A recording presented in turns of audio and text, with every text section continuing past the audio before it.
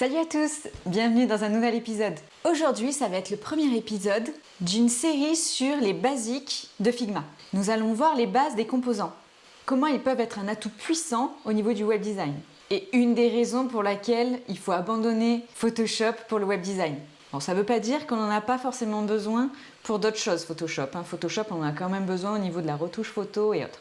Mais pour vraiment la partie web design, passez à un logiciel dédié au web design si ce n'est pas encore fait. Ici, ce sera sur Figma. Et dans un deuxième temps, nous regarderons comment organiser ces composants. Allez, c'est parti!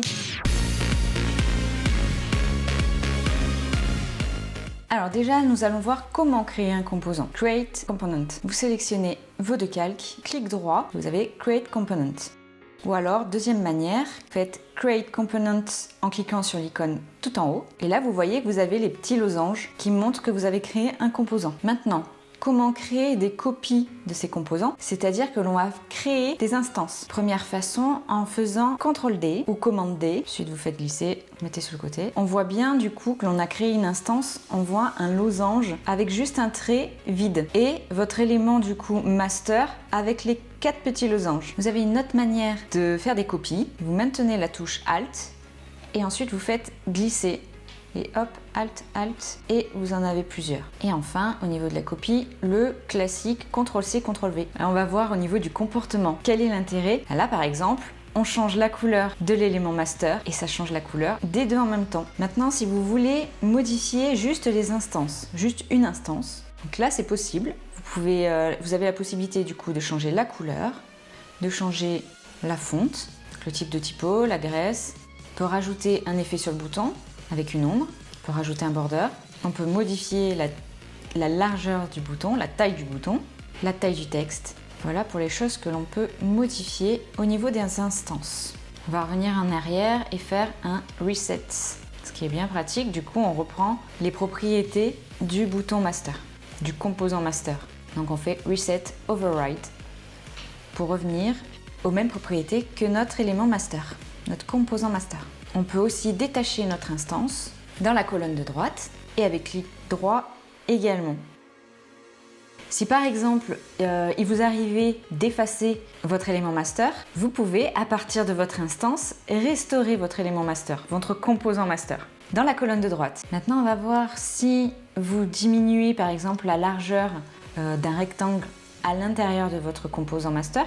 Vous voyez que l'instance bouge également. Ce que l'on voudrait, c'est que tout l'élément du coup reprenne la taille, tout le composant. Resize à droite et là, on a notre composant qui est retaillé.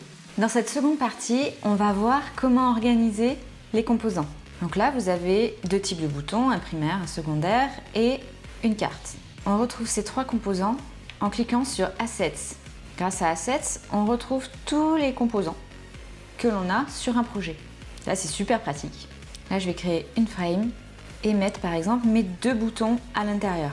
Cette frame que je vais appeler Buttons. Et là, qu'est-ce qui va se passer dans Assets? Hop, c'est classé. On a un bloc ouvrant-fermant, Button, qui se forme avec à l'intérieur nos deux boutons. On va faire de même pour la carte. On met dans une frame que l'on nomme carte. Et donc de même, dans Assets, on se retrouve avec Cards et Buttons.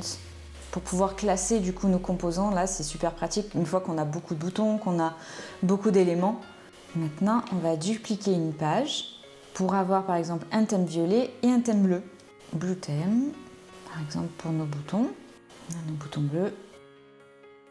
Et dans Assets, qu'est-ce qui se passe? On a d'autres blocs ouvrant-fermant et cette fois précisé blue theme avec le slash buttons. Et de même pour violet theme avec le slash buttons et le slash cards. Donc là, c'est bien structuré pour pouvoir retrouver nos éléments. Encore une autre méthode pour pouvoir hiérarchiser, organiser les composants, ça va être grâce au nommage. Nommage qui est super important. Donc là, pour nos boutons, on va mettre button slash primary. De même pour button slash secondary. Donc à droite, on voit au niveau des instances qu'on a le détail avec primary et secondary. Donc on peut choisir et passer d'un bouton à l'autre. Direct par la droite. Direct ici. Et de même, on voit donc dans cette colonne de droite qu'on a les différents thèmes Et pareil, on peut changer et passer d'un bouton à l'autre directement par la colonne de droite, grâce à notre bibliothèque de composants. Trop bien au niveau gain de temps. Et voilà, c'est fini pour aujourd'hui. J'espère que cette vidéo vous a plu. Abonnez-vous si vous voulez en voir plus. À la semaine prochaine. Salut!